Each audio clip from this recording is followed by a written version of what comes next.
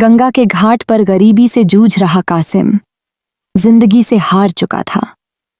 एक रात रहस्यमय रोशनी में एक परी आई। क्या यह कासिम की किस्मत बदलने का संकेत था?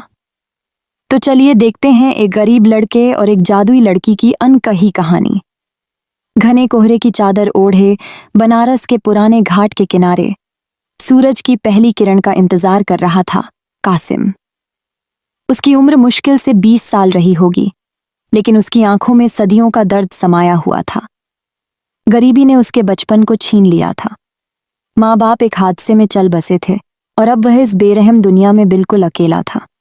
पेट भरने के लिए वह घाट पर आने वाले मुसाफिरों के जूते साफ करता या फिर चाय की दुकानों पर बर्तन धोता। हर रात वह एक टूटी हुई नाव के नीचे ठिठुरता हुआ सो जाता। उसकी पतली चादर सर्द हवाओं से उसे बचा नहीं पाती थी। हालातों ने उसे बुरी तरह से तोड़ दिया था। हर सुबह एक नई निराशा लेकर आती थी। लोगों की बेरुखी, पेट की आग और भविष्य की धुंधली तस्वीर ने उसके हौसले को पस्त कर दिया था। उसने कई बार सोचा कि क्यों न वह इस दर्द भरी जिंदगी को हमेशा के लिए खत्म कर दे। गंगा मैया की शांत लहरें उसे अपनी ओर खींचती हुई लगती थीं।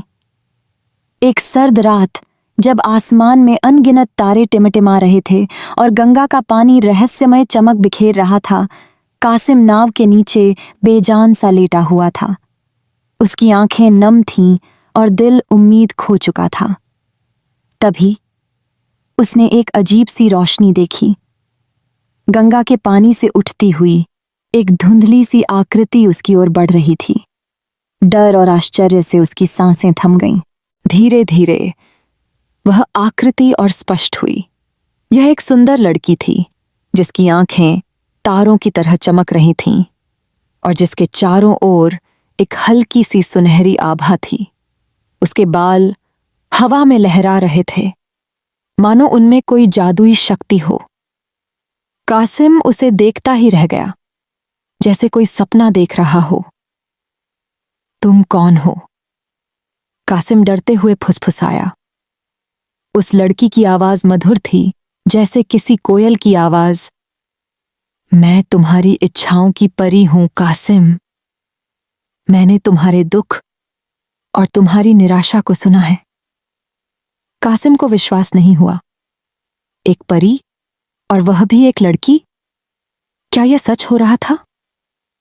परी ने मुस्कुराते हुए कहा, हां कासिम, मैं यहां तुम्हारी मदद करने आई हूं। तुमने बहुत दुख झेले हैं। अब तुम्हारी किस्मत बदलने का समय आ गया है।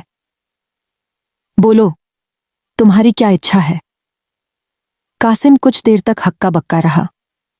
फिर उसकी आंखों में एक नई चमक आई। उसने कभी बड़ी ख्वाहिशें नहीं की थीं। उसे तो बस एक ऐसा जीवन चाहिए था जहां उसे भूखा न सोना पड़े, जहां उसे ठंड से ठिठुरना न पड़े और शायद किसी का साथ मिले। मैं बस एक सम्मानजनक जीवन जीना चाहता हूं, कासिम ने धीरे से कहा। मुझे एक घर चाहिए और कुछ काम, ताकि मैं अपना पेट भर सकूं, और अगर मुमकिन हो तो कोई ऐसा जो मेरा साथ दे। परी ने अपनी हथेली हवा में घुमाई और एक सुनहरी रोशनी फैली। जब रोशनी धीमी हुई तो कासिम ने देखा कि उसके सामने एक छोटा सा सुंदर घर खड़ा है। घर से धीमी धीमी खुशबू आ रही थी, जैसे किसी स्वादिष्ट भोजन की। यह तुम्हारा नया घर है कासिम, परी ने कहा, और कल सुबह तुम्हें घाट के पास ही एक छोटी सी दुकान मिलेगी। तुम वहां चाय और नाश्ता बेच सकते हो। ईमानदारी से काम करना और कभी उम्मीद मत छोड़ना।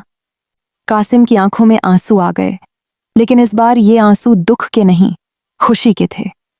वह परी के पैरों पर गिर पड़ा और उसका शुक्रिया अदा करने लगा। परी ने प्यार से उसके सिर पर हाथ फेरा और कहा, याद रखना कासिम, यह सिर्फ शुरुआत है। तुम्हारी मेहनत और लगन तुम्हें और भी आगे ले जाएगी, और जहां तक तुम्हारे साथ की बात है, सही समय आने पर तुम्हें वह भी मिलेगा। अगली सुबह जब कासिम उठा तो वह टूटी हुई नाव गायब थी।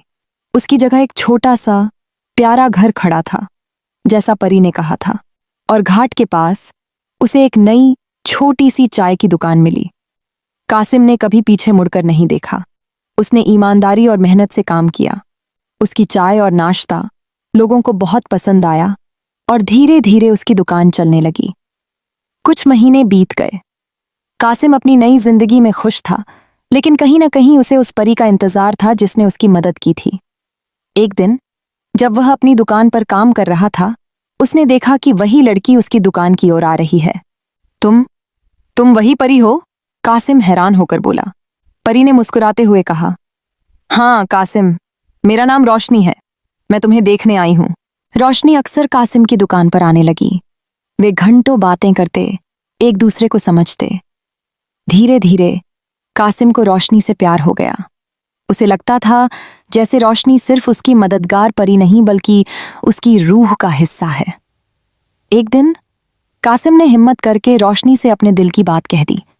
रोशनी ने मुस्कुराते हुए उसका हाथ थामा और कहा, मैं भी तुमसे प्यार करती हूं कासिम, मैं हमेशा तुम्हारे साथ रहना चाहती हूं।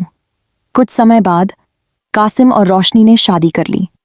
रोशनी ने अपनी जादुई शक्तियों को त्याग दिया और एक आम इंसान की तरह कासिम के साथ इस दुनिया में रहने लगी। उसके प्यार और साथ ने कासिम के सारे दुख दर्द खत्म कर दिए।